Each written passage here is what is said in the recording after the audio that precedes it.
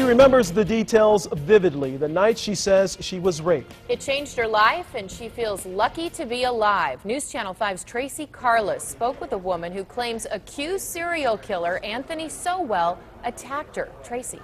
You know, at first she says she didn't come forward because she thought nobody would believe her. Then she says those fears turned out to be true when she says she tried to tell authorities, but nobody would listen. Now you'll hear her story for the first time in her own words. She saw his face on television, and the image stopped her in her tracks. It transported her back decades to a fall night in East Cleveland, where the nightmare that she has been trying to forget for some 20 years all began. Face was plastered right on. I just stopped in shock.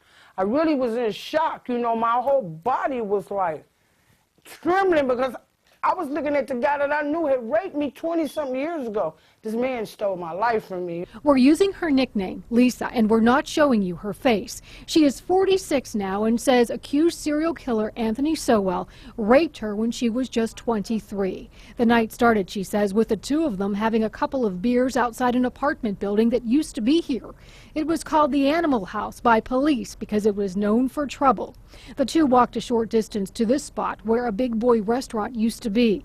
That's where she told police she was raped. Once I came up from using the bathroom, he was like, doctor, he was a different person. He wasn't that same person, that gentleman I had met. She is convinced that she was going to die that night. So she says she told Sowell she would not tell a soul.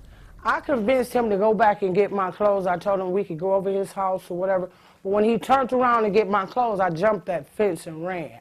And have on nothing but socks and shoes. She says that night caused her to become hooked on drugs and alcohol for years. She moved to South Carolina, and now she says she's been drug-free for 6 years. She says she has turned her life around. A few weeks ago, she walked into the East Cleveland Police Department and filed a police report about the rape, and now finally has some closure. The rest could come in a Cuyahoga County courtroom. Justice will be served one way or the other because God is the one that's going to punish him.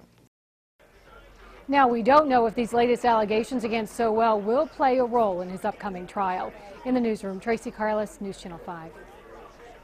Continues in the Anthony Sowell multiple murder cases expected to last all week long. Sowell is accused of killing 11 women and burying them in and around his Imperial Avenue home.